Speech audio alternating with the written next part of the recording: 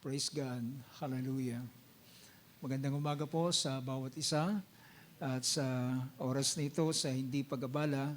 Nais kong basahin natin ang ating tekstong gagamitin hango sa Daniel chapter 11, verse 32.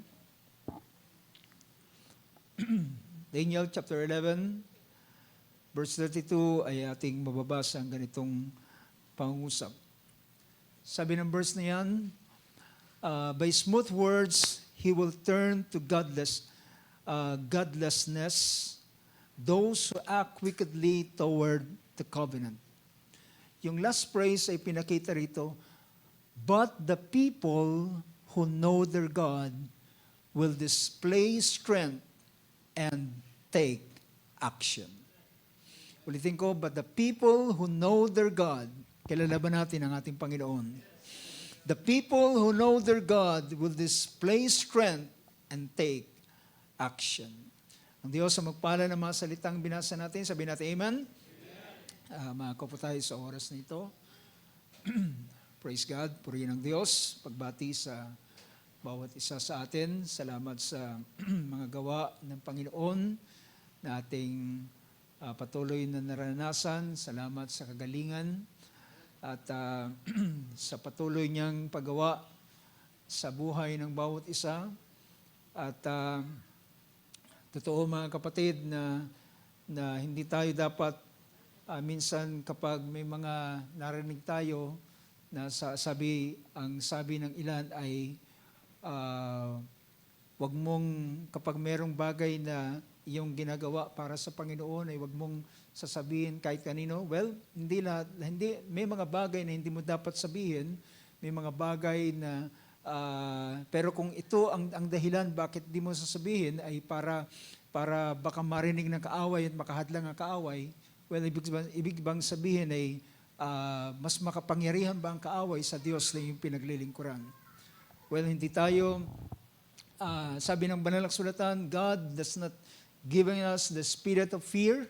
Amin ka say amen? God does not given us the spirit of fear, but of power and of love and of a sound mind.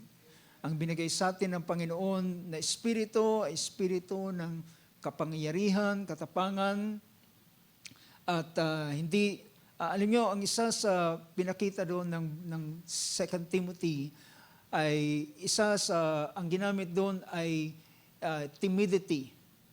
Alam niyo ba yung salitang pinakita rito sa verse 7 ng 2 Timothy chapter 1, for God has not given us the spirit of timidity. Ang salitang timidity ay ito ay ikaw ay matatakot, magsishrink, mauumid na sabihin ng mga bagay na ginawa ng Panginoon. Well, hallelujah, dapat nating makilala mas makapangyarihan ng Panginoon sa lahat ng bagay.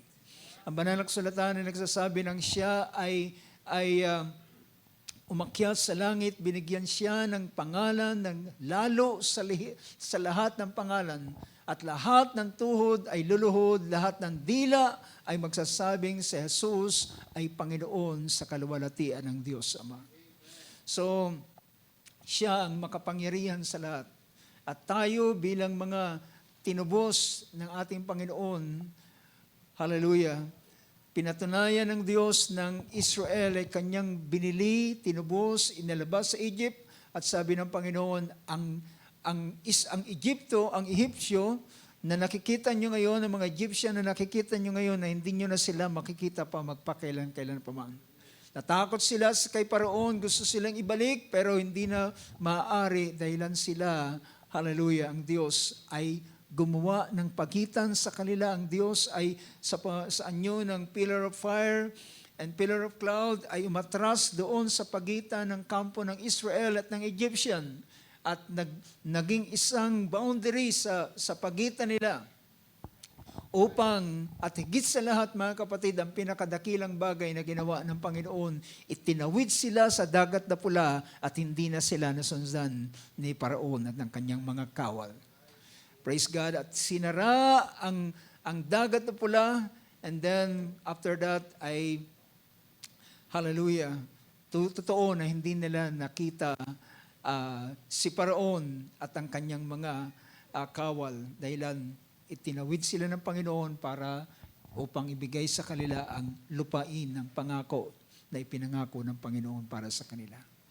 Praise God. Purihin ang Diyos. Hallelujah. So kung wala, sabi pa ng ating Panginoon, naalala ko sa chapter 10 ng book of Matthew, huwag niyong katakutan ang mga pumapatay ng laman. Sabi niya na hindi kayang magbulid ng kaluluwa, kundi katakutan niyo siya na kayang pumatay ng katawan at kayang magbulid ng kaluluwa sa impyerno. So wala tayong dapat katakutan sa uling maaraw nito. Hallelujah. Praise God. Kasi praise the Lord.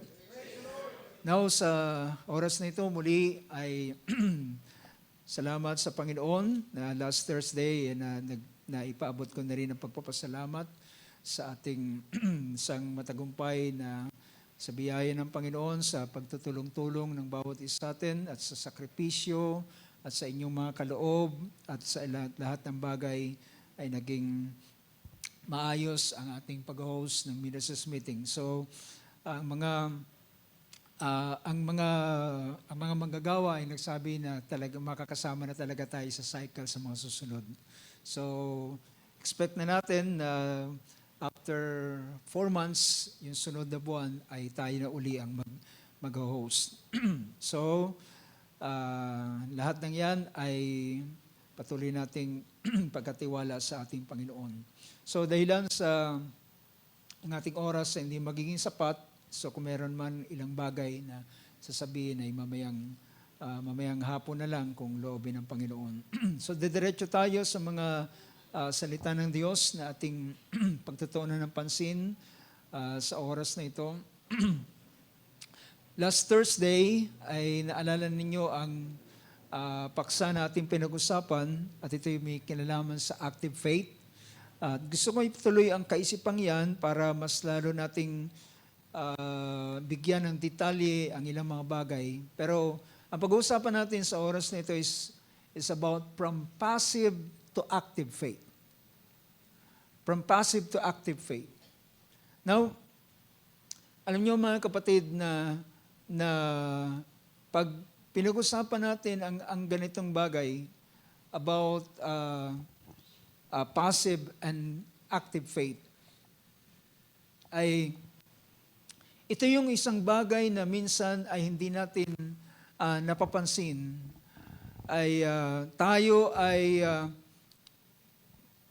malimit ang mga tao ay merong tinatawag na paniniwala o pananampalataya. At sometimes kinukonsider na ng isang tao na yung bagay na kanyang tinatawag na paniniwala ay ito na nga yung pananampalataya. But last Thursday ay define natin about patungkol dito sa pananampalatayang ito. Ang pananampalataya ito ay isang bagay na galing sa Diyos. Ito ay supernatural. Hindi ito pangkaraniwang bagay. Hindi ito yung ating ordinaryong paniniwalang nalalaman. Dahilan ang pananampalataya ay, as I have mentioned, ito ay galing sa Diyos, ito ay kaloob ng Diyos. At sabi ng 2 Thessalonians na bababasa natin ang sinabi ni Apostol Pablo, hindi lahat ng tao ay merong pananampalataya. Hindi lahat ng tao ay merong pananampalataya. Ay ano yung mga nagsasabing naniniwala sila sa Diyos? Well, that's a normal belief. Ito yung mga normal na kanilang paniniwala. At ang tao ay meron silang kakayanang maniwala. Meron silang kakayanang maniwala. Kapag ang isang bagay ay kapanipaniwala, pinaniniwalaan nila. Pero pag ang isang bagay hindi na kapanipaniwala, well, hindi na sila naniniwala dito. At kung titingnan natin ang Hebrews chapter 11, ay ang pinakita rito na mababasa natin the whole chapter ng chapter 11, ay diniscuss dito at in-enumerate ang mga tao ng pananampalataya. At ang mga tao ng pananampalataya ito ay nagkaroon ng pananampalataya ay sila ay mga taong nakaranas ng mga hindi pangkaraniwang bagay. Amen. Mga hindi pangkaraniwang bagay. Can you imagine, merong tao dito sa verse 5, si Enoch, sabi rito, by faith, siya ay kinuha ng Panginoon at di niya nasumpungan ng kamatayan. Merong isang lalaki rito, isang babae rito na si Sarah na sa pamamagitan ng pananampalataya, nagkaroon at tumanggap ng lakas para siya ay maglihi. Para siya ay magdalang tao sa kabila na siya ay sarado ang kanyang bahay bata. Now, mga kapatid, ang pananampalatayang ito ay supernatural. Ito ay galing sa Diyos. Ito ay kaloob ng Diyos. Ito ay bigay ng Panginoon. At isa pa, ang tinatawag na pananampalataya. Ang pananampalataya ay ito ay magiging parang kumbaga pa sa ilaw bago mo yan mabuksan, bago ang kuryente dumaloy papunta diyan sa mga bulb at ilang pang mga bahagi sa loob ng bahay, merong tinatawag na switch, di ba? Merong mga switch. Merong dati yung araw ay merong mga fuse box, ngayon may mga breaker na. So ibig sabihin, ang point of contact para sa mga paggawa ng Diyos at kapangyarihan ng Diyos is none other than but faith. Walang ibang bagay na magiging daluyan ng kapangyarihan ng Diyos para ang Diyos ay gumawa sa tao kundi ang pananampalataya. Kaya pinakita ng Book of Hebrews chapter 11 verse 6, and without faith it is impossible to please Him. It's God. Yung Him dyan is God. And without faith it is impossible to please Him, for He who comes to God must believe that He is, and that He is a rewarder of those who diligently seek Him. So nagpapakita rito na ang tanging paraan upang ang tao ay magkaroon o ang Diyos ay makagawa sa kanya ay sa pamamagitan ng pananampalataya. And therefore, alam natin na sinabi ng Banal na Kasulatan na kahit ang kaligtasan ng isang tao ay nagpasimula ito sa pananampalataya. By grace, ye are saved through faith. Sa biyaya, kung nariyaan ang biyaya, ang Diyos ay nagbigay ng biyaya, pero kung walang pananampalataya, ang biyaya ay hindi maranasan ng tao. Diba? Yan ang pinakita ng Book of Romans chapter 5. Nakapasok tayo sa biyayang ito sa pamamagitan ng pananampalataya. So therefore, ang pananampalatayang ito ay hindi ito ay ang Diyos ang naglalagay, ang Diyos ang siyang nagkakaloob. And can you imagine, dahilan ng pananampalataya ay kayang sampalatayanan ang mga bagay na imposible. So, at ang pinakahuling binigyan natin ng pansin nung nakaraan ay yung pangusap ng ating Panginoon, have faith in God. Yung salitang, magkaroon kayo ng pananampalataya sa Diyos. Pero ang original na construction ng verse na ito ay have the faith of God. Magkaroon ka ng pananampalataya ng Diyos. So, ibig sabihin, ang pananampalatayang ito ay hindi ito normal o ordinaryong paniniwala ng isang tao, kundi ito ay pananampalataya ng Diyos na inilalagay sa bawat isa ng mga anak ng Diyos. Now, mga kapatid, ang bibigyan natin ng pansin dahilan ang pagtutuunan natin ng pansin is from passive to active faith. Mamaya bibigyan natin ng ilang pang mga definition about this passive and active faith. Now, pag pinag-usapan mga kapatid ang sabihin nating paniniwala, ang tao ay madaling magsabi, naniniwala ako. Diba? Madaling masabi ng tao na I believe, naniniwala ako. Pero, alam nyo, pero dito natin makikita na kung ano ang klase ng pananampalataya na meron ang isang tao. So dito, mahalaga na ma-define natin ang klase ng pananampalataya na meron ang tao. Is it a passive or is it an active faith? Now, a passive faith ay masabi natin, ang passive faith ay hindi sila nagdi-deny ng truth, kundi mabilis nilang nasabing, I believe the word, but sometimes, alam nyo, naalala ko yung isang illustration na pilit na minsan narinig natin. Sa nung araw ay merong mga circus, di ba? Kung alam nyo yung circus, merong tumutulay doon sa alambre. At merong tao na tutulay doon sa alambre at hawak ang pole sa kanyang kamay at tutulay siya doon sa alambre. At nung una siyang tumulay, then nakatawid siya sa kabila, palakpakan yung mga tao. Sabi niya, naniniwala ba kayo na kaya kong tumawid uli doon sa kabila? Yes, naniniwala kami. Then, tumawid siya uli at sabi niya, ngayon, naniniwala ba kayo na kaya ko uling bumalik? Sabi, naniniwala kami. Sabi niya, ang tanong, sino ang gustong sumakay sa akin likuran? Yun ang mga tao. Sabi niya, doon nagpasimula yung mga tao, nag-hesitate. So, ibig sabihin, iba yung paniniwala ng isang tao, but iba yung tinatawag na active faith. Ang active faith, ito ay may kalakip na trust. May kalakip na pagkakatiwala at merong kung anong bagay na sabihin nating magbubunsod sa Kanya. Now, titingnan natin ang bahaging ito. Pansinin natin mga kapatid, dito sa verse na ito na ating ginamit.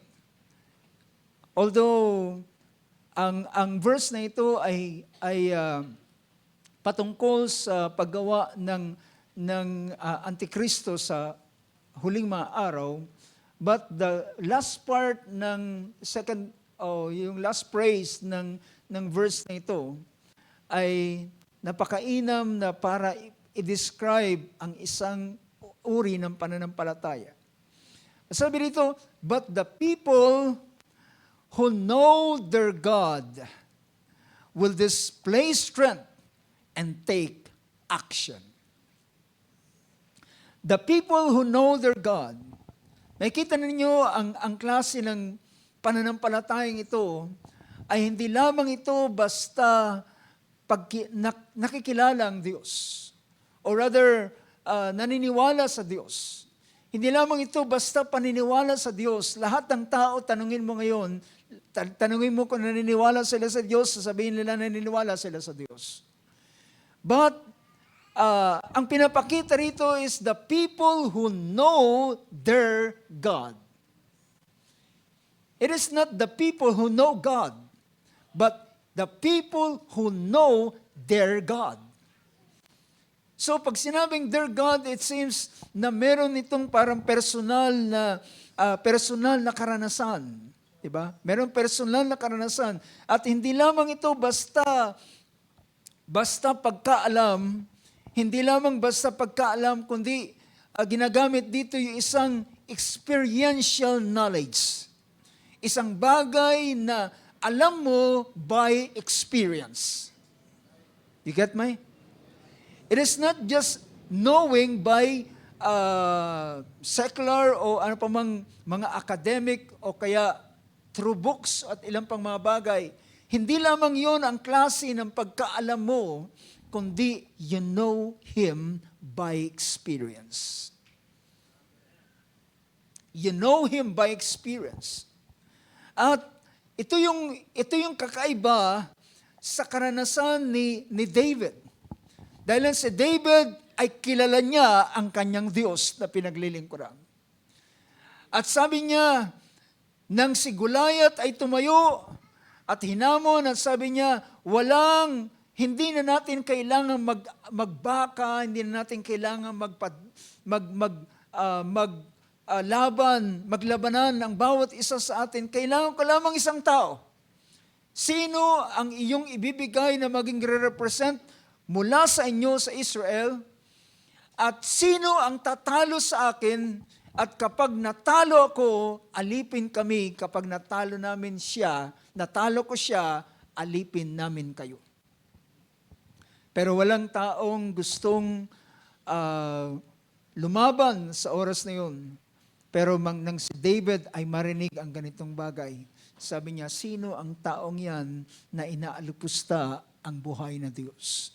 At sino ang taong yan na kanyang hinahamak ang bayan ng Diyos at ang hukbo ng Diyos? Sabi niya, lalabanan ko ang taong yan. Nakarating sa hari. Pero sabi ng hari sa kanya, ikaw ay isang bata lamang. Samantalang ang taong yan ay kampiyon mula pagkabata. Paano ka?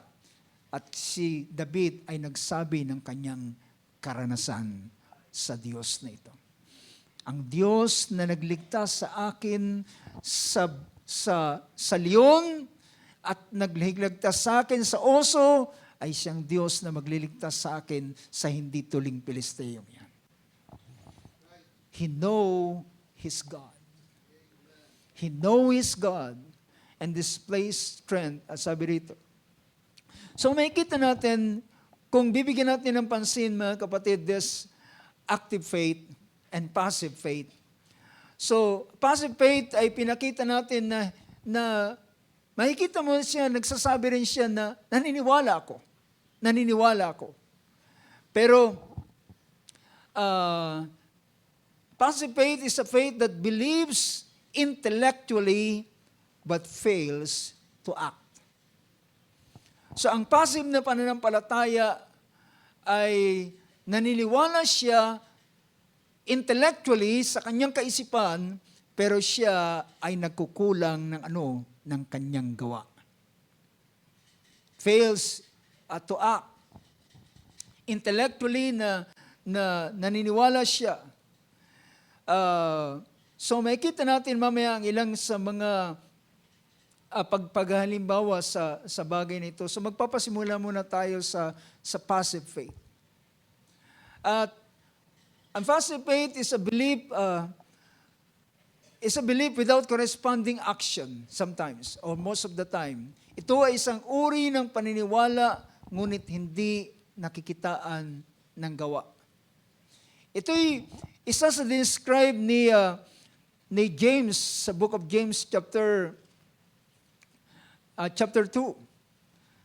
Sa James chapter 2, pinakita niya dito sa bahaging ito. At ginamit natin itong verse ng nakaraan. Sabi niya, anong saysay mga kapatid? Kapag ang isang tao ay nagsasabi, that's verse 14 ng chapter 2 ng James, anong saysay mga kapatid kapag ang isa ay nagsasabing, meron akong pananampalataya, sabi niya, na siya'y meron pananampalataya, ngunit walang gawa. Ang kanya bang pananampalatayang yan ay makapagliligtas sa kanya? So, ang tunay na pananampalatayang makapagliligtas ay isang pananampalatayang merong gawa. Diba? Pananampalatayang merong gawa. Well, naniniwala ka sa Panginoon na siya'y makakapagligtas sa iyo. Well, kapag tinanong mo na naniniwala ka ba ng Panginoon ay tagapagligtas? Siya'y naparito sa ibabaw ng sanlibutan, ibinigay niya ang kanyang buhay, binuhos niya ang kanyang dugo para sa kapatawaran ng ating mga kasalanan. Sabi niya, naniniwala ako. Pero kapag iyo siyang anyayahan para tanggapin ang paraan ng kaligtasan, dahilan kinakailangan niyang sumampalataya at kinakailangan niyang mabautismuhan sa pangalan ng ating Panginoon, ang ilan ay ayaw ng humakbang sa ganitong bagay. Naroon lamang sila sa isang pagkakilala na sinasabi nila, ang Diyos ay nagliligtas, ang Panginoon ay tagapagligtas. Well, hindi Kanya kayang iligtas kung hindi ka mananampalataya sa Kanya. At ang paraan ng pananampalataya sa Kanya ay pinakita rito, ang sumampalataya at mabautismuhan ay maliligtas. Yan ang sinabi ng Banal na Kasulatan. Ang hindi sumasampalataya, definitely hindi silang magpabautismo ay mapapahamak o parurusahan. So sabi ni, anong saysay nito? Kaya't maraming mga taong nasa kanilang passive na pananampalataya na nag-iisip na sila ay maliligtas, ngunit sila ay mabibigo sa araw na iyon. Can that faith save him? Ang ganun bang klaseng pananampalataya ay makapagliligtas sa kanya? Sabi niya, kapag ang isang kapatid ay nasa pangangailangan ng pang-araw-araw na pangangailangan niya, wala siyang pagkain, wala siyang anuman, at merong isa na magsasabi, yumaong ka, pagpalain ka ng Diyos, pero wala naman siyang inaabot na anumang bagay sa kanya. Sabi niya, anong klaseng pananampalataya meron ito? Sabi niya. Sa verse 17, gayon din naman ang pananampalataya na walang gawa ay isang patay sa kanyang sarili. So pinapakita yung klase ng passive na pananampalataya ay makikita mo siya sa ganitong kalalagayan. Verse 18, pinakita niya, dito na lang sa verse 19. Ang verse 19 ay nagsasabi ng ganito, kung ikaw ay sumasampalataya na Diyos ay isa, mabuti ang iyong ginagawa, ang mga demonyo man ay nagsisisampalataya at nagsisipanginig pa.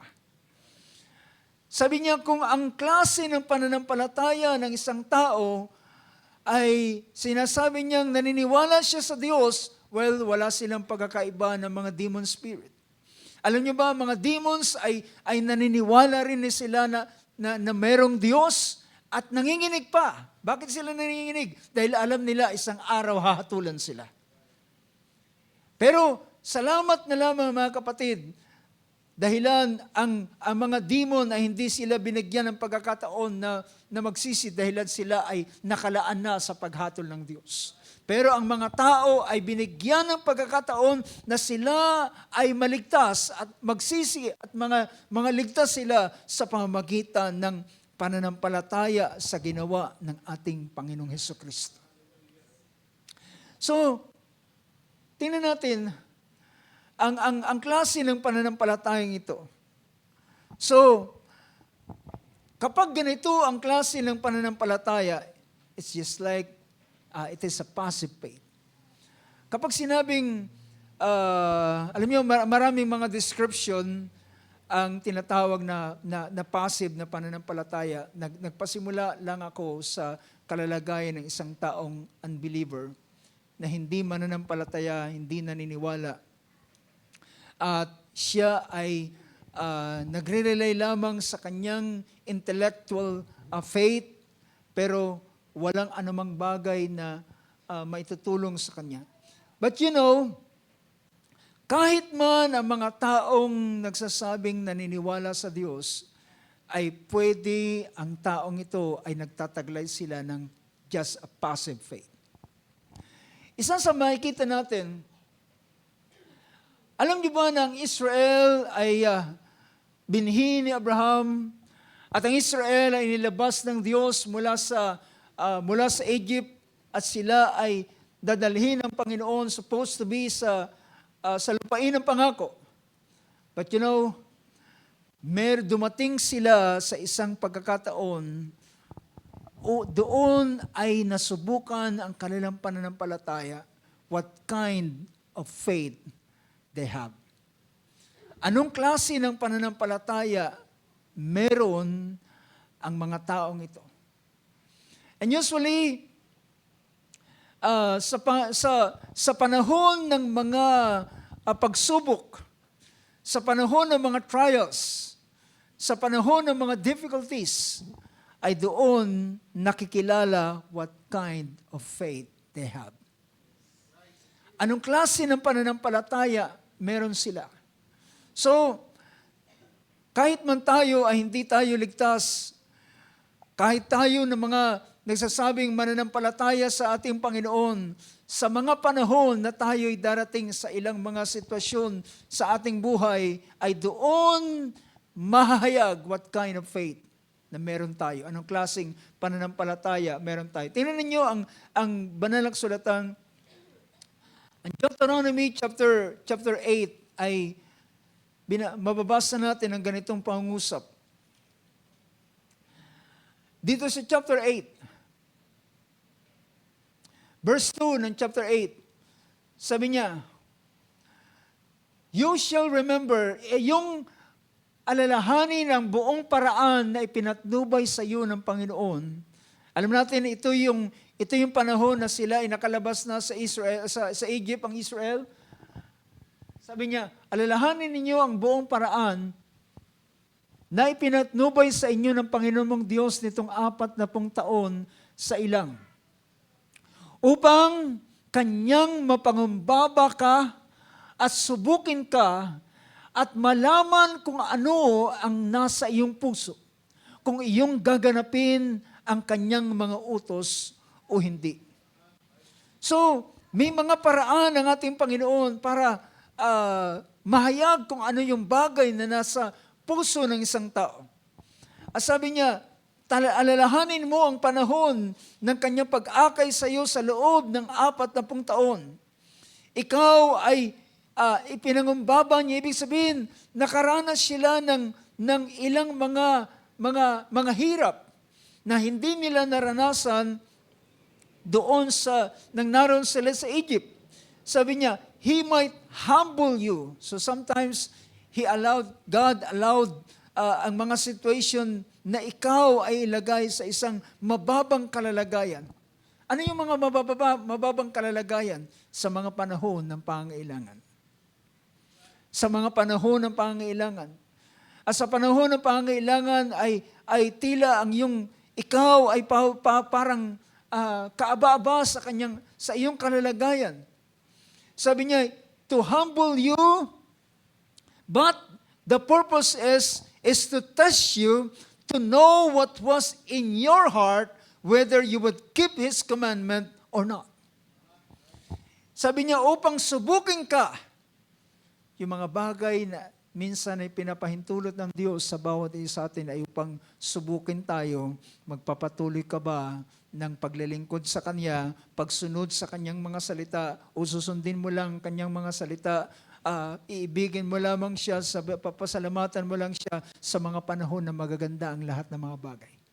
At sa mga panahon ng mga kahirapan at ilang mga bagay, ay iyon ang iiwanan ng Diyos. Iyon ang susumpain ng Diyos. Iyon ang sasabihin, bakit ganito ang aking naranasan? Ako'y naglilingkod sa Kanya, bakit niya ako pinahintulot sa ganitong mga bagay?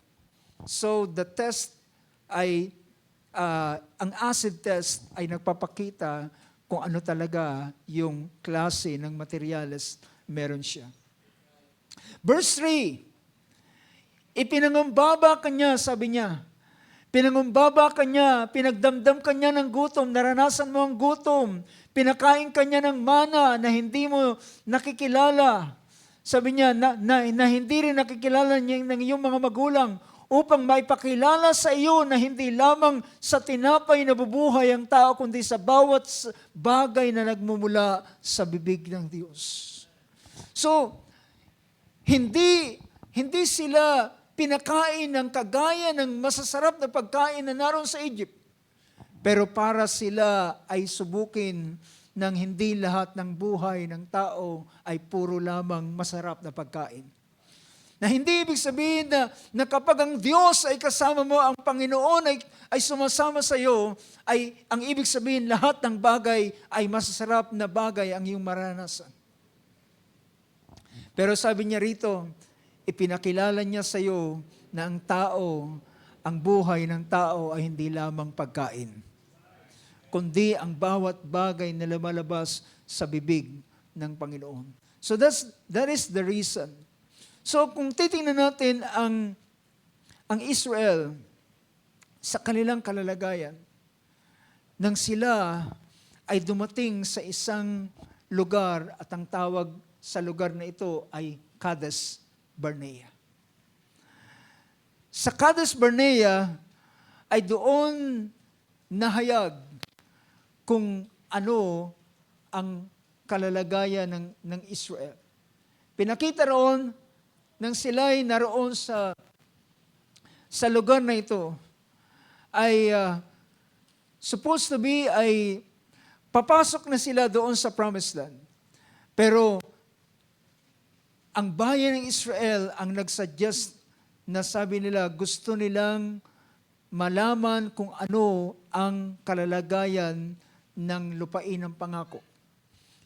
Nagsabi sila kay Moses, Moses, gusto naming tingnan ang lupain ng pangako, kung ito ba'y maganda, kung ano bang kalalagayan ng lupain yan. Mababasa natin yan sa Book of Deuteronomy, sa mga unang chapter ng Book of Deuteronomy. Sabi rito sa verse 21, sabi ng verse 21, See, the Lord your God has placed the land before you, go up and take possession. Inilagay na ng Diyos sa inyong harapan ang lupain. Sabi niya, umahon kayo at inyong angkinin ang lupain na yan. Go up and take possession. Ngunit sabi niya, ayon sa ipinangako ng Panginoon sa iyong mga magulang, sabi rito, huwag kayong matakot ni manglupaypay man. Huwag kayong matakot ni manglupaypay man. Ngunit ang verse 22, sabi niya, ilan sa inyo, at kayo lumapit sa akin ng bawat isa sa inyo na nagsabi, magsugo ng mga lalaki sa unahan natin upang kanilang kilalanin ang lupain para sa atin at magbigay alam sa atin ng daang ating nararapat sampahan at ang mga bayan na ating daratnin. So, it seems, nagustuhan ni Moses yung ganitong bagay, pero ang lahat ng ito ay pinahintulot ng Diyos upang mahayag at makilala kung ano ang magiging lagay ng kanilang pananampalataya.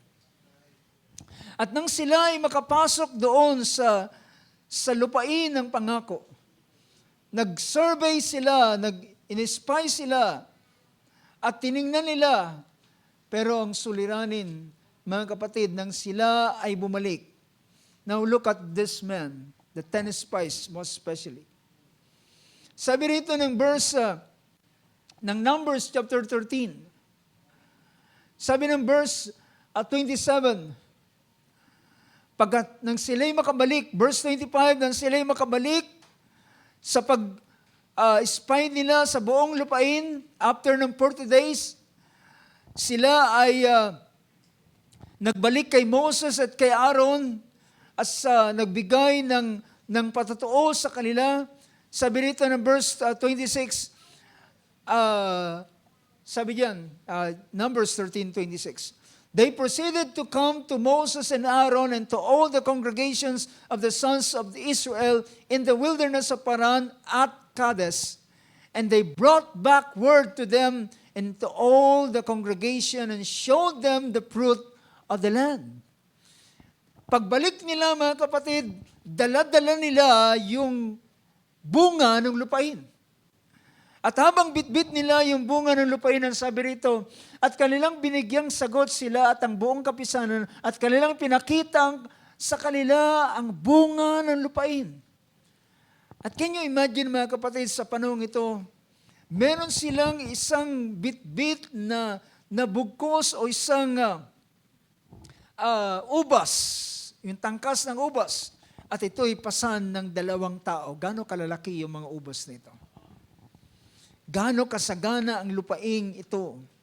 At sabi rito, verse 27, sila ay sabi rito, at kanilang sinaysay sa kaniya, at sinabi, kami ay dumating sa lupain na iyong pinaparoonan sa amin, at tunay na binubukalan ng gatas at pulot, at ito ang bunga niyo. Well, nakikita ninyo ang kanilang affirmation, pag-affirm doon sa sabi niya, tunay na ang lupain ay binubukalan ng pulot at ng gatas at ito yung kanilang, ito yung bunga ng lupain. Pinakita nila sa kanila. Sabi rito, certainly, and it certainly does flow with milk and honey. Totoo na binubukalan ng pulutan ng gatas at ito ang bunga niya. Verse 28. Ano sabi diyan? Gayon paman. Sabi ng Ingles, nevertheless. Yung salitang nevertheless ay ang tawag doon? Nagwawalang bisa sa mga unang bagay na kanilang sinabi.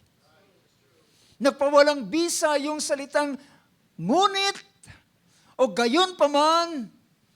Sabi rito, gayon man, ang bayan na tumitira sa lupain yun ay malakas at ang mga bayan ay nakukutaan, ang mga bayan ay puno ng napapalibutan ng pader at napakalalaki na mga pader na yan. At saka ang aming nakita ay ang mga anak ni Anak, yung mga higante sa lugar doon.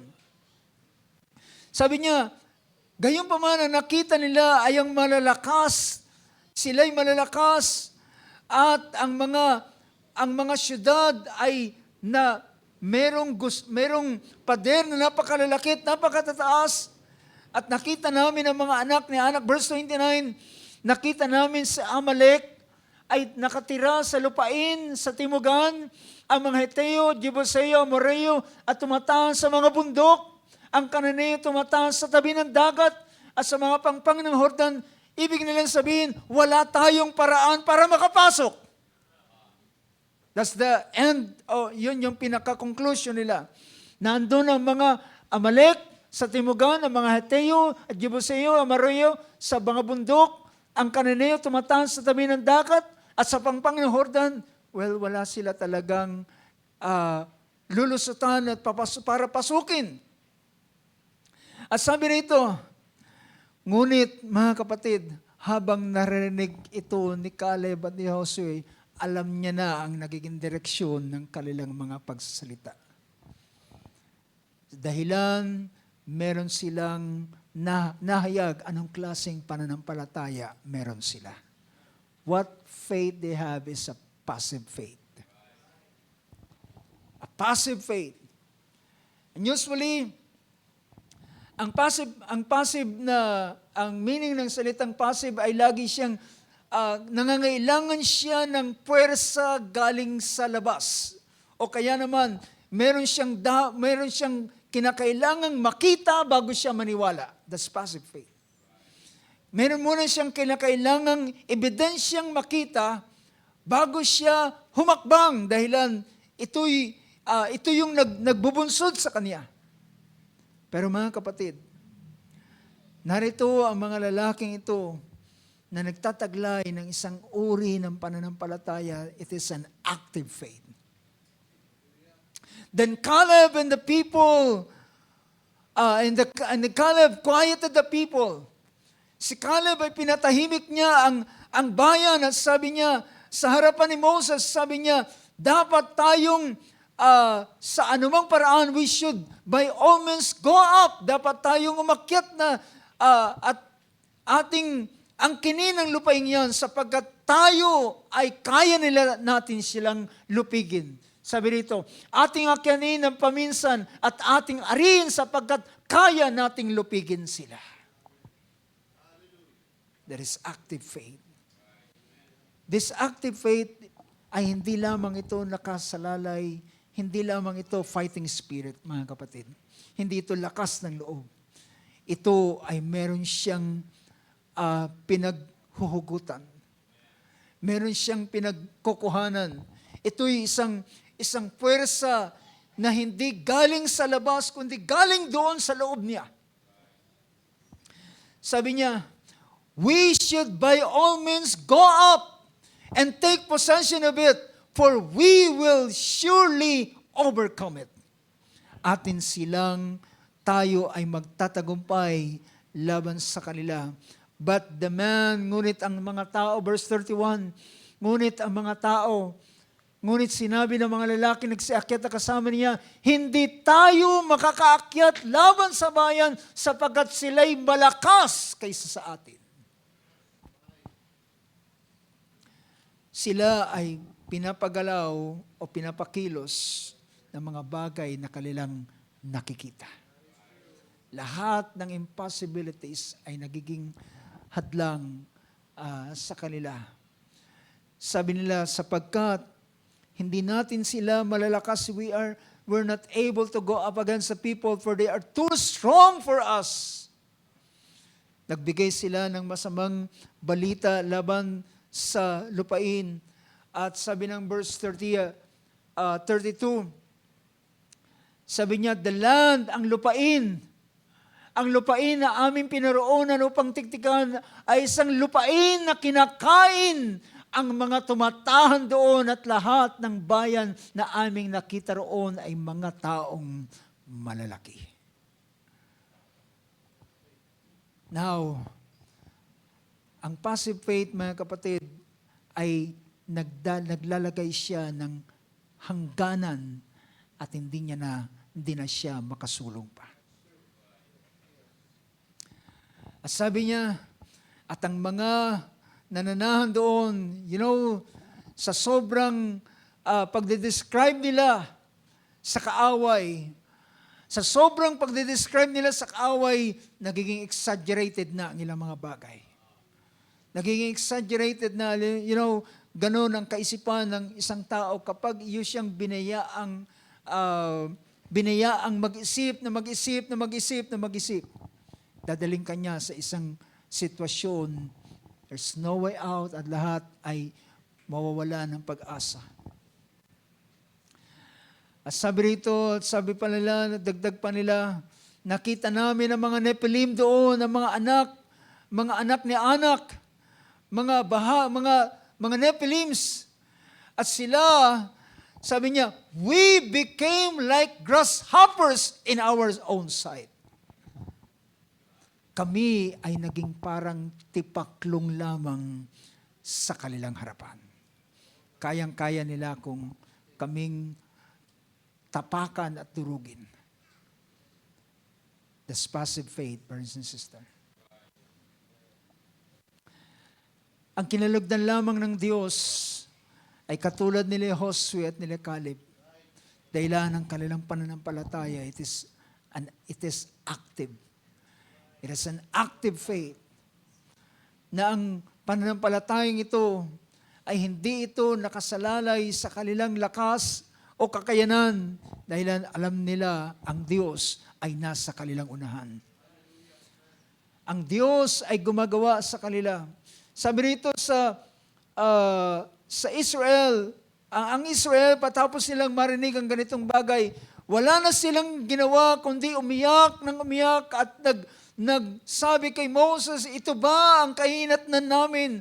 Wala bang, kaya mo ba kami dinala sa lugar na ito para kami mamatay? At sabi nila Josue, sa verse 5 in chapter 14, then Moses and Aaron fell on their faces in the presence of all the assembly and the congregation. At sila ay nalungkot, si Joshua at si Caleb ay nagsalita at sinabi nila, and they spoke, verse 7, nagsabi sila, sabi rito, Numbers 14, verse 7, and they spoke to all the congregation and of the sons of Israel, saying, the land which we passed through to spy out is an exceeding good land. If the Lord is pleased with us, then He will bring us into this land and give it to us, a land which flows with milk and honey. Kung sabi niya, makikita natin, ang active na pananampalataya, hindi ito lakas ng loob lamang. Hindi ito tapang, hindi ito fighting spirit. Hindi ito dahilan sa kakayanan, kundi ang kanyang tinitingnan, sabi niya, kung ang Diyos ay malugod sa atin, siya ang magdadala sa atin sa lugar doon. Siya ang magbibigay sa atin ng lupaing ito na kanyang ipinangako. This active faith ay walang ibang pinaghuhugutan kundi ang pangako at salita ng Diyos. Dahilan alam niya that land is a promise. This land is a promised land. Ipinangako ito ng Diyos sa kanilang mga magulang. At ang tanging kinakailangan at hinahantay ng Diyos sa kanila ay makita kung ano ang kalalagayan ng kanilang puso. What kind of faith they have. Tinulot ng Diyos ang Kadesh Barnea. Mga kapatid, sometimes may mga Kadesh Barnea sa buhay natin. At doon lumilitaw what kind of faith we have. Anong klaseng pananampalataya meron tayo? May mga crisis sa buhay, may mga pangangailangan sa buhay, may mga sitwasyon sa buhay na minsan hindi mo alam ang mga sitwasyon kung ano mangyayari sa sunod. Minsan ay nasa harapan ka ng kabundukan, nasa madilim na sitwasyon, walang liwanag na nakikita. Then dito mo, hallelujah, ano ang iyong gagawin sa panahong ito? Ang magmamaktol sa Diyos, magtatampo sa Diyos, magagalit sa Diyos, iiwanan ng Diyos, o ikaw ay matatawag sa Diyos at sabihin, Panginoon, tulungan mo ko. Alam ko, meron kang magagawa sa sitwasyong ito. Amen. If God is pleased with us, He will bring us to this land. Hallelujah. So makikita natin, nahayag dito, nakita what kind of faith. Nakita ang klase ng pananampalataya.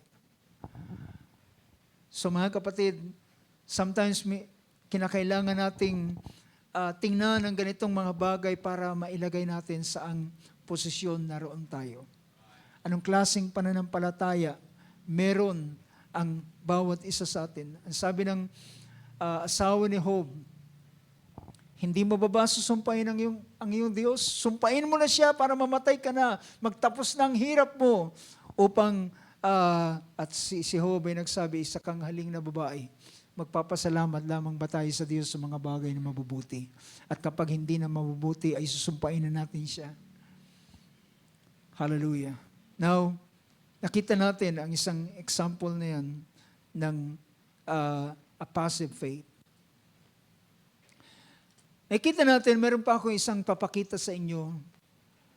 At inyong tingnan, anong klaseng pananampalataya meron ang lalaking ito?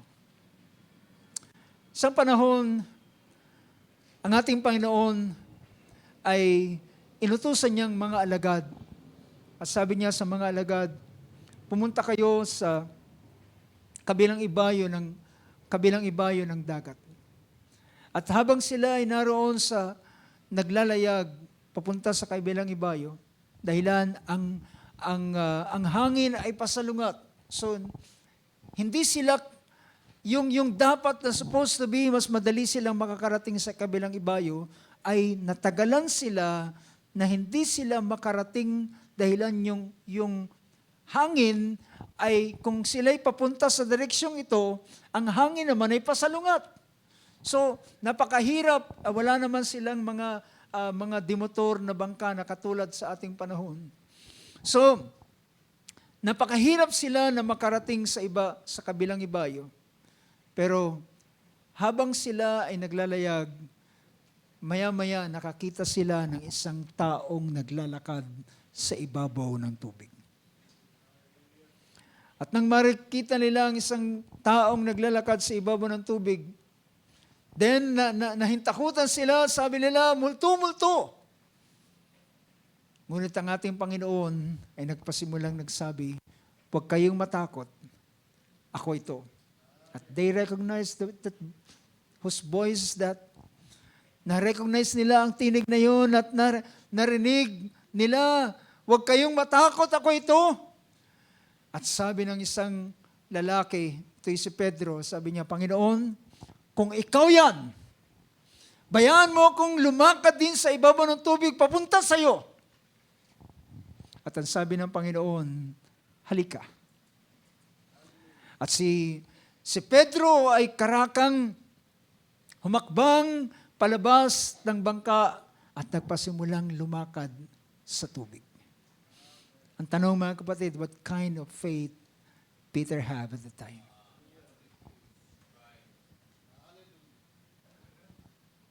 Habang siya ay biglang, nang marinig niya, sabi ng Panginoon, ay lumunsad mula sa bangka hanggang sa siya'y humakbang doon palabas ng bangka at nagpasimulang lumakad sa tubig according to Matthew chapter 16. At nang sila, habang siya ay paparoon, then anong sabi ng banal na kasulatan? That's chapter 14 ng book of Matthew. Pinakita roon, nang siya'y sabihan ng Panginoon, sabi rito sa verse 26, when the disciples saw him walking on the sea, they were terrified and said, it is a ghost, and they cried out. But immediately Jesus spoke to them and saying, take courage, it is I, do not be afraid. And Peter said to him, Lord, if it is you, command me to come to you on the water. See, anong klaseng pananampalataya ito? Command me to come to you on the water. And he said, come. And Peter got out of the boat and walked on the water and came toward Jesus. He is walking on the sea, papunta sa ating Panginoon.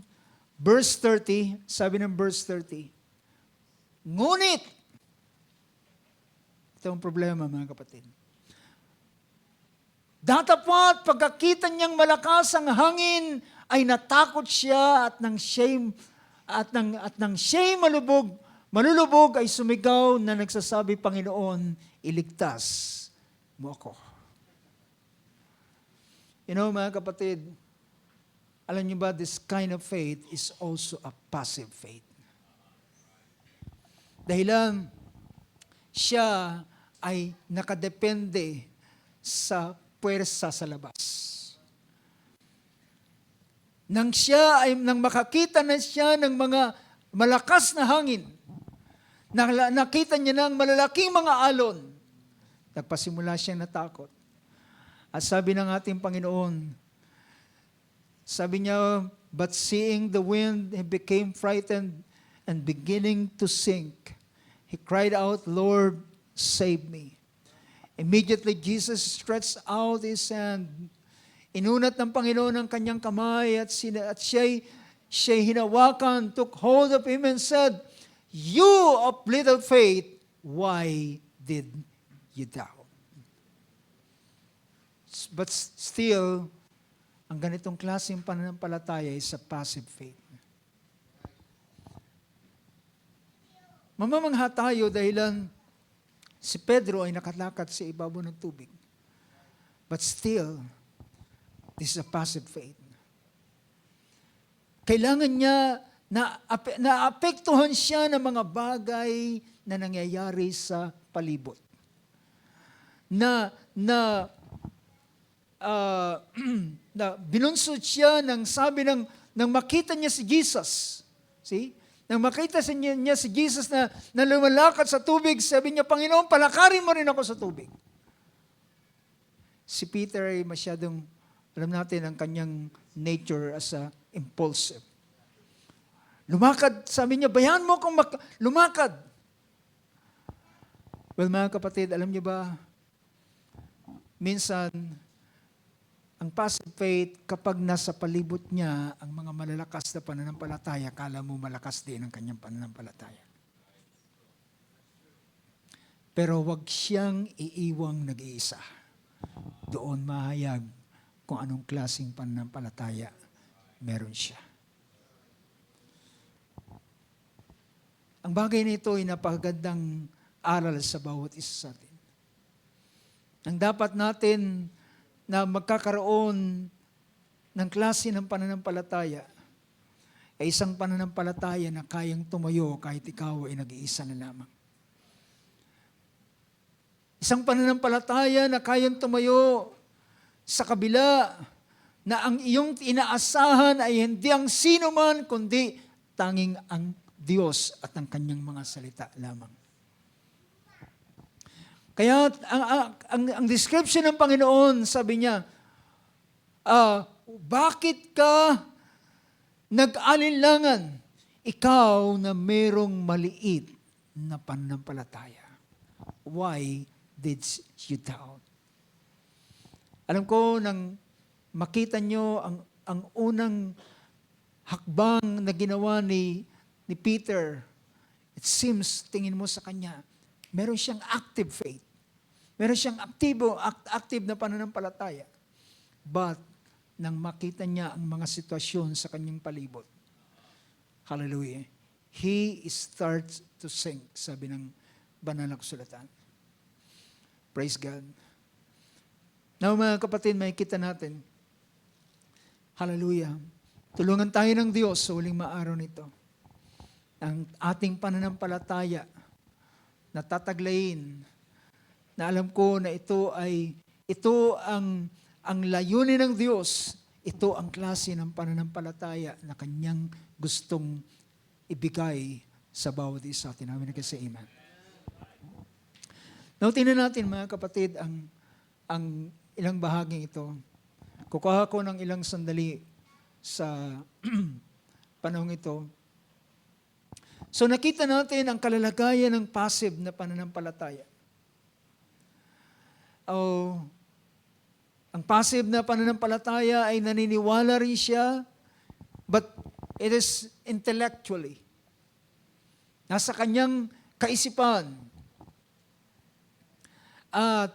Pero hindi ito kayang tumayo sa mga panahon, sa mga crisis, sa mga difficulties, sa mga bagay na mga pinagdaraanan. So, ngunit ang isang klase ng aktibong pananampalataya, or what is the active faith, nilarawan ko na nakaraan, ang passive ay kagaya siya ng karetela. Alam niyo yung karetela, di ba? Ngayon, bihira na tayo nakakita ng karetela. Yung karetela ay kinakailangan niya ng kabayo na maghihila sa kanya. Pag wala na yung kabayo, nakatenga na lang siya sa isang lugar. Pero yung mga tinatawag na mga active ay meron siyang kagaya ng mga automobile sa ating panahon, meron siyang makina doon sa loob niya. Meron siyang makina na siya ay pwedeng tumakbo sa... Now, tingnan natin ang ilang mga bagay. Pinapakita rito, pumuntahan ko na lamang ang isang pangyayari sa buhay ng isang lingkod ng Diyos.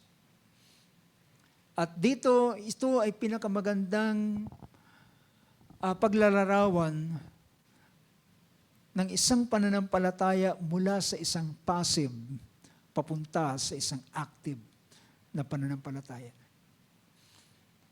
Ang Book of Judges, chapter 6. Sa Judges chapter 6 ito ay ang pangyayari sa Israel nang ang Israel ay mag-commit ng kasamaan sa harapan ng Diyos. Ibig sabihin, bumaling sila sa ibang mga Diyos, kay Baal, at siya ang kanyang pinaglingkuran. And then sabi ng mga pangyayari doon, dahilan sa ganitong bagay, ibinigay sila ng Diyos sa kamay ng mga Midian.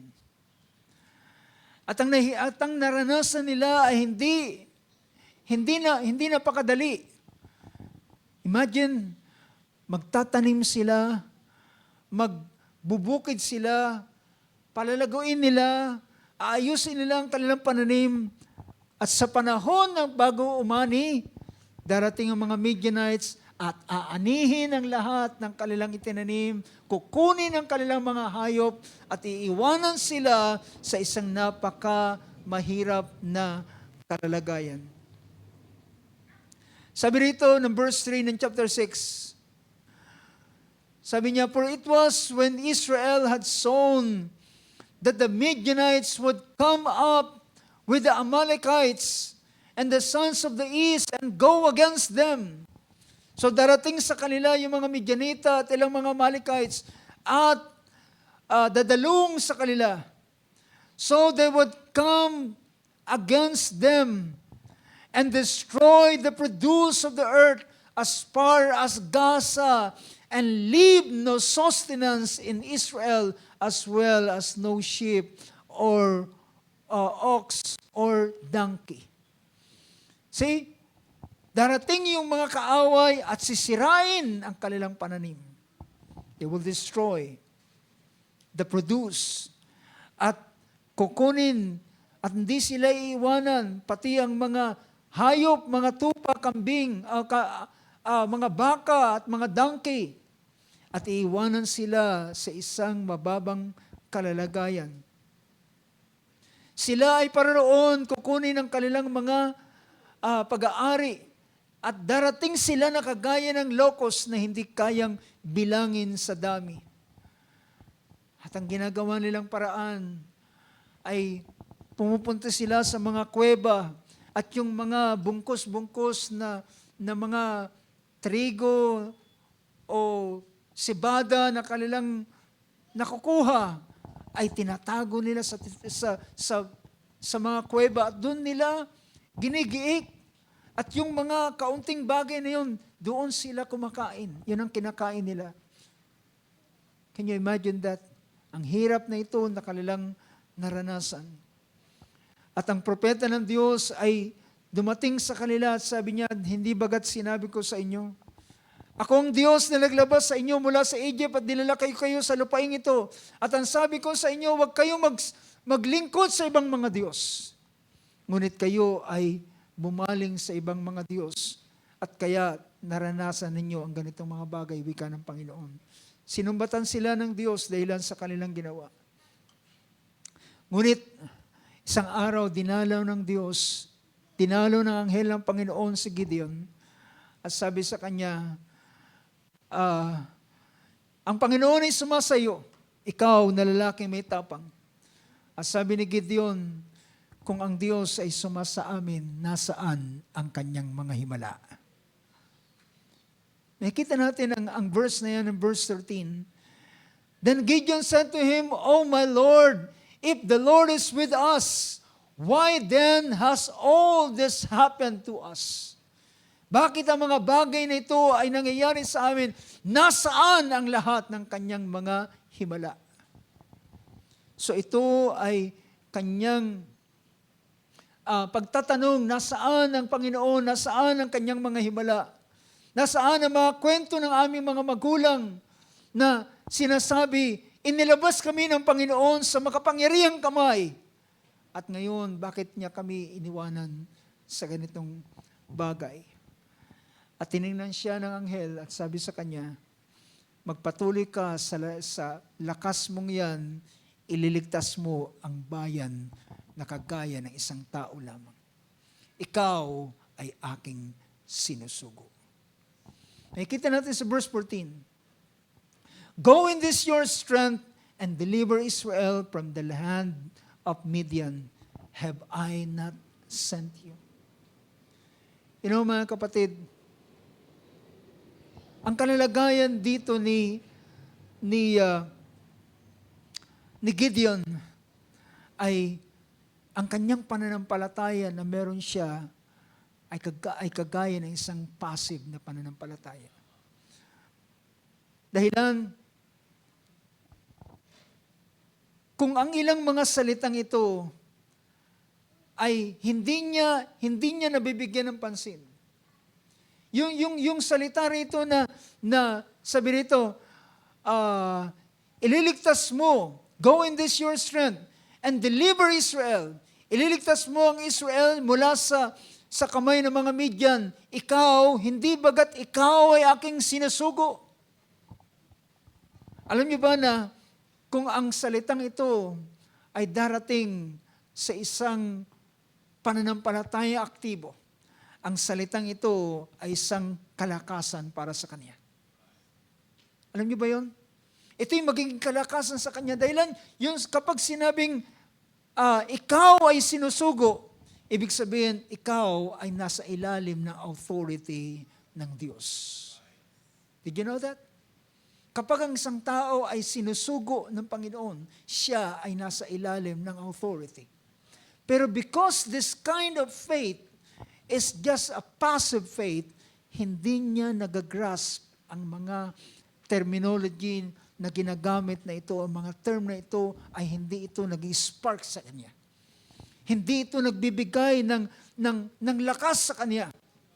Hindi niya ito nakikita. Naalala ninyo ang Diyos ay makita ni Isaias sa isang pangitain doon sa templo.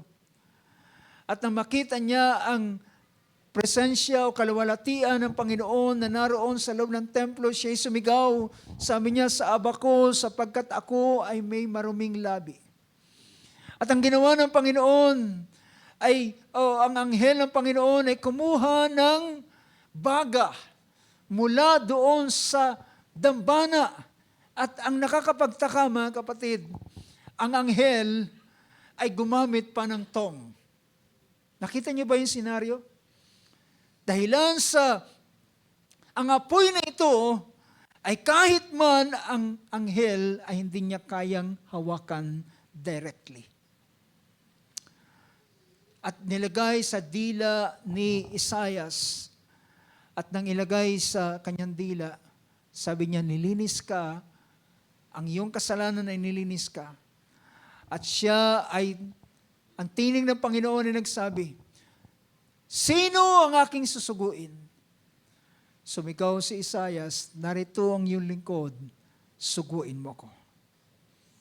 Here is your servant, send me. Ang makikita natin, ang salitang pagsusugo ay isang mabigat na isang salita na ito ay magbibigay ng spark sa puso ng isang tao upang siya ay kumilos at gumalaw.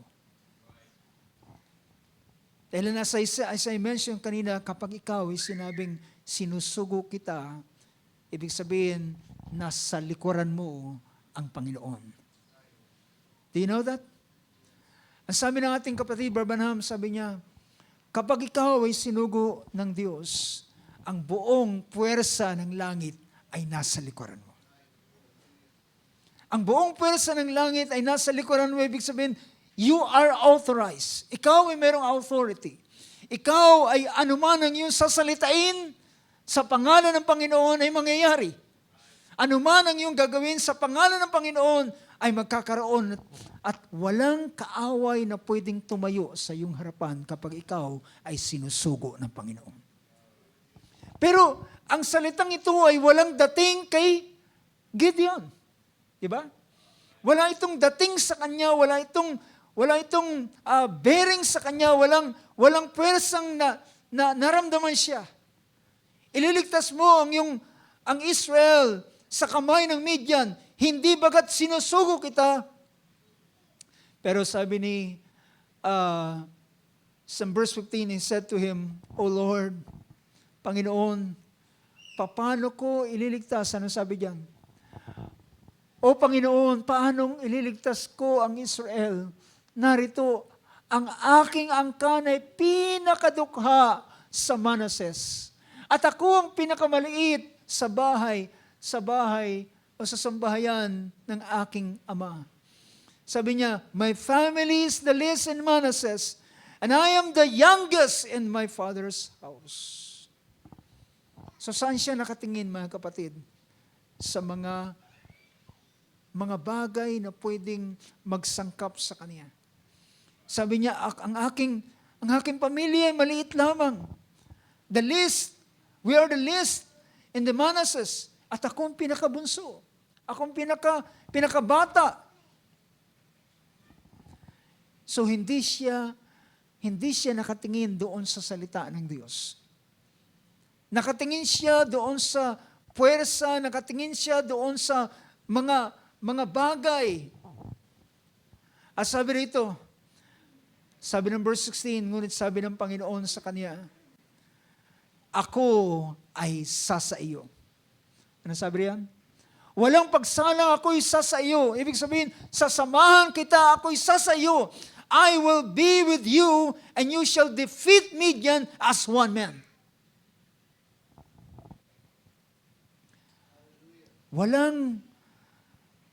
Nakita natin na ang mga salitang ito ay walang dating kay Gideon. Sabi ng Panginoon, sasamahan kita, ako'y sasaiyo. Ako'y sasaiyo. At yung gagapiin ng Midian, nakagaya lamang ng pagkapi mo sa isang tao. Imagine, ang Midian ay kasing dami ng locust, kasing dami ng balang, kasing dami ng locust, pero sabi niya, gagapiin mo siya kagaya ng isang tao lamang. Parang pagpatay ng isang tao ay kamatayan ng buong Midian. Sabi niya, surely I will be with you and you shall defeat Midian as one man. This is the problem of passive faith. Merong mga salita na napaka punong-puno ng pangako ng Diyos. Napakaganda at sabihin pa natin, mga powerful words na pinapakita ng Panginoon, pero ito'y walang anumang dating sa Kanya. And it seems, mga kapatid, kaya sabi rito, so Gideon said to him, kaya si Gideon ay humingi siya ng pahintulot na manatili ang anghel na hindi niya alam na yun ay anghel ng Panginoon. Sabi niya, ako'y alis at magdadala ko ng handog sa iyo at bigyan siya ng present, ng pagkain. At sabi ng kausap niya, sige, yumaong ka, at dali-daling naghanda si Gideon ng pagkain at dinala sa harapan ng anghel na ito. At sinabi niya, ilagay mo sa ibabaw ng bato yung pagkain. Ibuhos mo yung pinakasabaw at ibinuhos niya. At nilagay ng anghel ang kanyang tungkol doon sa pagkain at biglang sumiklab ang apoy at sinunog yung pagkain ito at sumama yung anghel doon sa apoy na yun at biglang nawala ang anghel. At natakot si Gideon. At sabi niya, nakita ko ang Panginoon na mukhaan. So ito'y mga tanda na pinapakita kay Gideon. But still, ang kanyang puso ay wala pa ring lakas para manampalataya. Sumunod na pangyari si Gideon ay humingi ng tanda. Binigyan siya ng instruction. Meron siyang instruction na binigay, sirain ang dambana ni Baal at hindi niya magawa ng araw, ginawa niya ng gabi, sinunod niya ang utos ng Panginoon sa kanya. Pero kinabukasan, dumating ang pagkakataon na kinakailangan niyang, gusto niyang makatiyak. Passive faith, ang passive faith ay, nakita natin, humingi siya ng tanda, ibinigay yung tanda, humingi pa siya ng pangalawang tanda.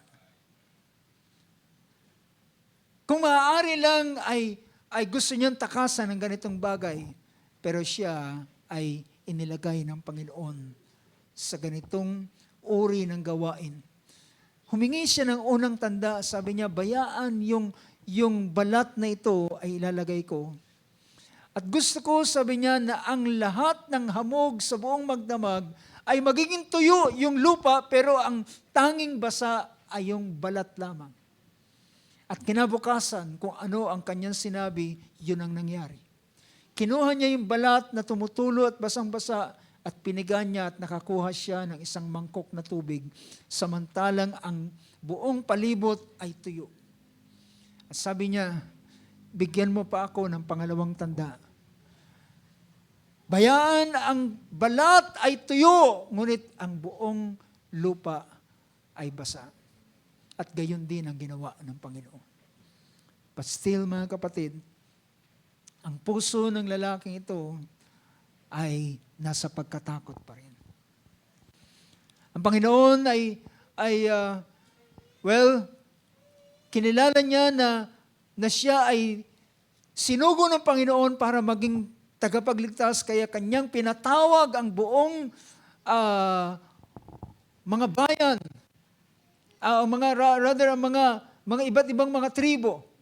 Sabi ng verse 34 ng chapter 6, the Spirit of the Lord came upon Gideon, and he blew a trumpet, and the Abiezrites, yung mga kababayan niya, ay tinawag niya para sumunod sa kanya, at nagsugo siya ng messenger sa Manasseh, sa buong Manasseh. And they also were called together. So kasama sa Asher, Zebulun, Naphtali, and they come up to meet them. At nakalikom siya, nakatawag siya ng napakaraming tao. Pero sabi ng Panginoon, baka sabihin ninyo, niligtas kayo dahilan sa inyong sariling lakas. Sabi niya, Gideon, bawasan mo sila. Kung sino ang taong sasabihin kong sasama sa iyo, siya lang maiiwan at siya lamang ang sasama sa iyo. Dinaan sila sa isang tubig at pinainom silang lahat. At ang lahat na nakasubasob na umiinom na kagaya ng aso ay lahat sila'y pinatanggal. At ang mga taong lalaking sumasalok ng kanilang kamay sa kanilang palad at umiinom, silang lahat ang natira. Nang makita ni Gideon, 300 lamang silang lahat. At lalong naglagay ito ng kaba kay Gideon. Imagine isang napakaraming tao sa loob, sa pamamagitan lamang ng 300 sila ay makikipagbaka. Paano nila magagapi ang ganitong bagay? Pero ang Panginoon ay isang gabi ay nagsabi kay Gideon, sabi niya, Gideon dito sa chapter 7, verse 9, nang gabing iyon ay nagsabi ang Panginoon sa kanya, at nangyari ng gabing iyon ay sinabi ng Panginoon sa kanya, bumangon ka, lusungin mo ang kampamento sapagkat aking ibinigay sa iyong kamay. At sabi niya, kung ikaw ay natatakot, isama mo sa pagbaba si Pura na iyong alipin.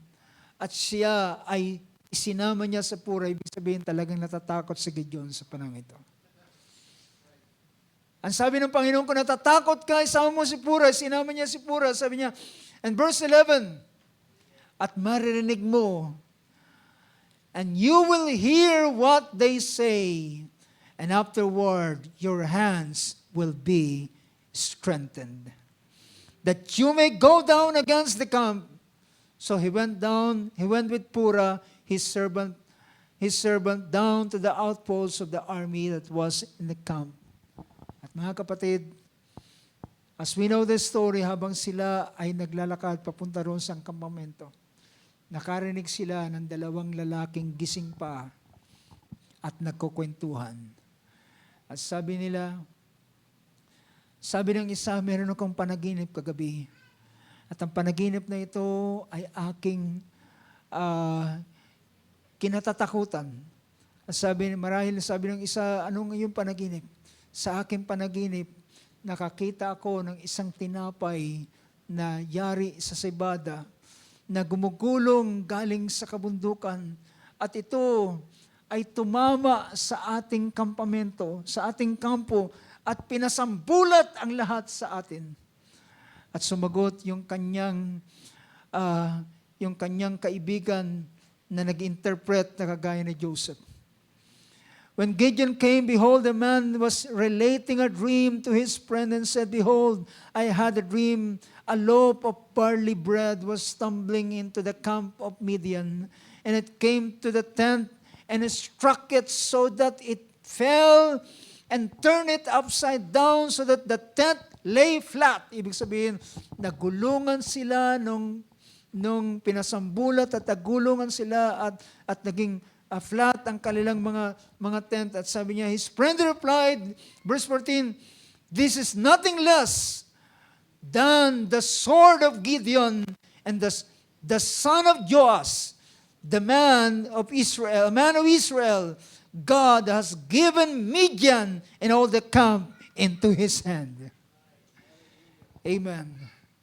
Sabi niya, ito'y walang iba kundi ang tabak ni Gideon, ang anak ni Joash. Well, kung sinabi siguro Gideon, baka maraming mga Gideon doon sa Manasseh. Pero sinabing, walang iba ito kundi ang tabak ni Gideon, ang anak ni Joash. Ako yun. Ang anak ni Joash, ang lalaki ng Israel, siya, sa kanya ibinigay ng Diyos ang buong kampo ng Midian. Amen. When Gideon heard the account of the dream and its interpretation, he bowed and worshiped and returned to the camp of Israel and said, arise, for the Lord has given the camp of Midian into your hands. Amen. From passive to active faith. Mula sa isang pananampalatayang walang lakas, natutulog, ayaw humakbang. Amen. Ang kinakailangan niya ay isang kapahayagan na galing sa Diyos mismo. Isang katunayan na galing sa Diyos. At ang lahat ng mga sinabi ng Panginoon ay nagsama-sama sa pamamagitan ng isang confirmation na ito na ibinigay ng Diyos sa kanya. Doon niya na-realize lahat ng sinabi ng Panginoon, pinagdugtong-dugtong niya ang lahat ng mga bagay na sinabi ng Panginoon. Hindi bagat, ikaw ay aking sinusugo at gagapin mo ang Midians na kagaya ng isang lalaki lamang at ako ay isa sa iyo.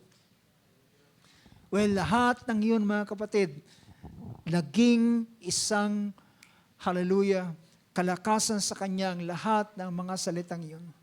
You know mga kapatid, sometimes may mga salita na hindi natin napapansin, pero kapag merong isang bagay na ginawa ang Panginoon, ng lahat ng mga nagdaang mga salita ay gagather lahat at ito ay darating sa iyo at magiging iyong kalakasan. Bumangon si Gideon at kanyang sinangkapan ng 300, hallelujah, at habang ang buong Midian ay nakalatag, nakagaya ng locust, nakasindami ng buhangin sa karagatan, ay pinag-divide niya ang 300 tao. Gaano ang gagawin? Ano ang kakayanan ng 300 sa napakalaking pulutong na ito ng mga Midianites? Pero mga kapatid, ang Diyos ang nagbigay ng kapayagan, nagbigay ng confirmation sa kanya kung sino siya, at siya ay pinalakas ng Panginoon at binigyan din siya ng isang paraan na estratehiya paano ang gagawin. At sila ay binigyan, ang bawat isa ng 300 ito ay bawat isa ay may trompeta, ang bawat isa ay merong ilawan na nakalagay sa banga. At sabi niya, masdan niyo ako, tingnan ninyo ang aking gagawin. Kung ano ang aking gagawin, gayon din ang inyong gawin. At sabi niya sa verse 17, verse 16, pinaghiwa-hiwalay niya, he divided the 300 men into 3 companies. He put trumpets and empty pitchers into the hands of all of them with torches inside the pitchers. And he said to them, look at me and do likewise, and behold, when I come to the outskirts of the camp, do as I do, sabi niya. And when when I and all who are with me blow the trumpet. Kapag ako at kasama ng mga kasama kong 100 ay hinipan ang trumpeta, then you shall also blow the trumpets all around the camp and say, for the Lord and for Gideon.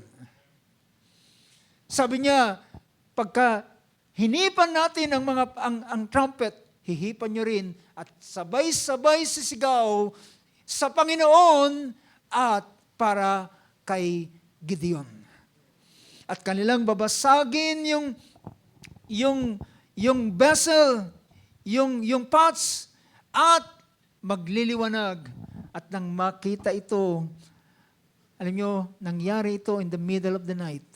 Sa panahon na natutulog ang mga Midianites. At nang marinig nilang sigawan at ang trumpet at ang pagbasag ng mga pitchers at merong sulo, silang lahat ay natakot. Ang Diyos ang naglagay ng takot sa kanila. Ano pat, nalito silang lahat. Mula sa madilim na lugar ay biglang may lumiwanag at silang lahat, sila ay nagpatayan isa't isa.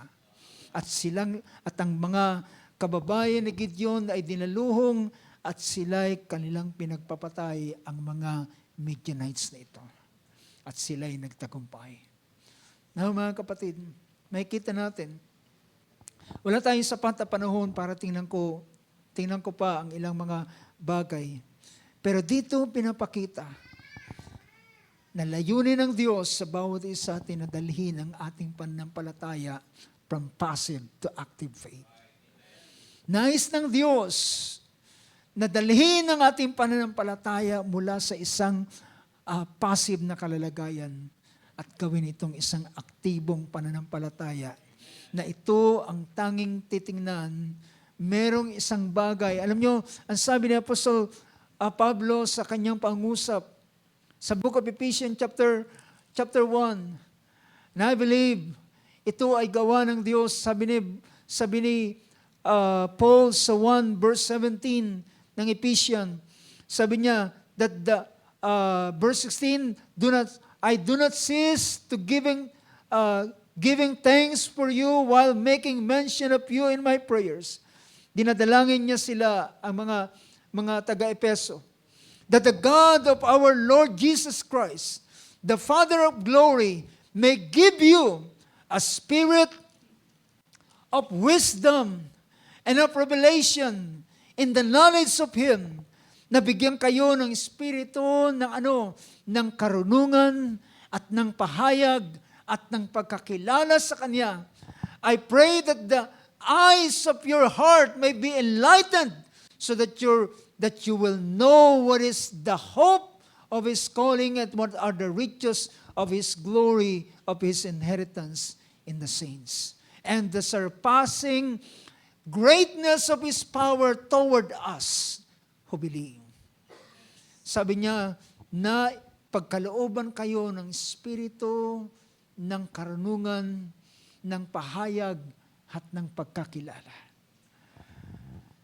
Ito isang uri ng paggawa ng espiritu. Ito isang uri ng anointing na magbibigay ng lakas, karunungan, kapahayagan, at pagkaalam, at ang pagkabukas ng mga mata ng kanilang pananampalataya. At makikita ang dakilang pag-asa at ang dakilang kapangyarihan na inilaan ng Panginoon sa bawat isa na sumasampalataya. Ang pinakita ng Panginoon, walang kaaway na kayang makapanakit sa mga anak ng Diyos. I give you power to tread on serpents and scorpions, and by no means they will not hurt you. Sa anumang paraan, hindi niya kayo, hallelujah, masasaktan. Now mga kapatid, makikita natin, I believe, merong isang bagay, hindi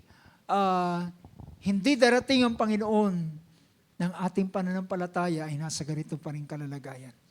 I believe it will turn from a passive faith into an active faith. Na wala nang ibang bagay na titingnan. Naalala ko ang mga alagad ng ang ating Panginoon ay mabuhay, ng Espiritu Santo ay dumating sa kanila. Lahat ng mga salita na sinabi ng Panginoon sa kanila, na-recall nilang lahat ng ito at ito ang naglagay ng lakas sa kanila. Dati silang nagtatago, dati silang nakakulong, dati silang ayaw lumabas sa takot sa mga Hudyo. Pero nang Espiritu Santo ay dumating sa kanila, they start to come out from their mula doon sa lugar. At sila, hallelujah, si Pedro ay nagsabi at siyang unang tumayo. Sabi niya, ang mga taong ito ay hindi mga lasing, kundi sila ay katuparan lamang ng hula ni Propeta Joel. Hallelujah. I pray to God, mga kapatid. Dalangin ko at alam ko ang bawat isa sa atin ay nagnanasa ng ganitong klaseng pananampalataya. Nagnanasa ng ganitong klaseng pananampalataya at ang Diyos na ating pinaglilingkuran ay hindi siya Diyos ng kasaysayan. Hindi siya Diyos na nasa aklat. Hindi siya Diyos na nasa textbook lamang. Siya ay buhay na Diyos at ang kinakailangan niya ay isang aktibong pananampalataya upang siya'y makagawa at makadaloy sa bawat sa atin. Tayo tumayo sa oras na ito, mga kapatid. Hallelujah. Praise God. Ating palakpakan ang ating Panginoon sa oras na ito. Hallelujah. Witin natin isang awit. Tanging sa lakas ng Panginoon. Ang lakas niya, paano siya makakagawa at makakadaloy sa bawat isa. Paano niyo mapapadaloy ang kanyang kapangyarihan at kalakasan? Ito'y sa pamamagitan ng isang uri ng pananampalataya. Kung wala ang pananampalataya, we are helpless. Tayo walang lakas, tayo walang kakayanan, tayo walang anumang bagay na magagawa. At ang tanging paraan, the only weapon na ibinigay ng Panginoon sa atin. Ang 2 Corinthians chapter 10 ay nagpapakita, the weapons of our warfare is not carnal. Ang kapangyarihan o ang sandata na ibinigay ng Panginoon sa atin, hindi ito makalupa. Hindi ito pisikal na sandata, kundi ang sandatang ito na ibinigay niya ay makapangyarihan up to the pulling down of the stronghold. Sa pagbabagsak ng mga kuta, ang ating kaaway ay hindi dugo at laman. We wrestle not against flesh and blood, but we wrestle against principalities and powers in the heavenly places. Hallelujah. Ngunit meron siyang ibinigay sa bawat isa atin, and this weapon is the active faith. Ang pananampalatayang ito, nalala ko sabi ng ating kapatid na si Pablo, wala na akong sapat na panahon upang saysayin pa sa inyo ang mga lalaking ito. Katulad nila Samuel, nila David, nila Gideon, mga lalaki na ang kapangyarihan ng apoy ay hindi nagkaroon ng bisa sa kanila. Mga tao na pinatakbo nila, pinatakas ang mga kaaway, mga lalaki na kanilang sinakop ang mga kaharian. At ito'y dahilan sa pananampalataya na inilagay sa kanilang mga puso. Ito'y dahilan sa pagbangon ng isang klase ng pananampalataya. It is an active faith. Hallelujah. Tayo dumulog sa panalangin. Hallelujah, amang Diyos. Sa oras na ito, Lord God, habang aming tinitingnan ang iyong mga salita, Panginoon, we long this kind of faith, Lord.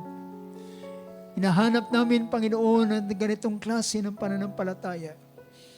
Merong isang awit na nagsabi, kung merong mga tao na gustong manatili sa lugar na ito, na naroon ng takot at pangamba at mga pag-aalilangan, ang kanyang wika sa awit na yun ay ayaw kong manatili sa lugar na ito. Nais kong, hallelujah, maabot ang isang higher ground na ipinapaabot ng Panginoon sa akin. O Lord God, hallelujah, tulungan mo ang bawat isa na yung mga anak. Iwanan, hallelujah, ang kawalan ng pananampalataya. Iwanan ang mga pagkatakot. Iwanan, Panginoon, ang pangamba. Iwanan ang lahat ng mga bagay. At kami ay walang ibang tingnan kundi, hallelujah, tanging ang pananampalataya lamang sa iyong mga salita, sa iyong mga pangako, sa iyong mga ipinahayag kung ano ang bawat isa sa amin. At kami ay iyong mga anak, O Lord, na binigyan, hallelujah, ng iyong banal na Espiritu, ng iyong kalakasan at ng iyong kapangyarihan. O Lord God, pagpalain mo, Diyos, ang bawat isa sa amin.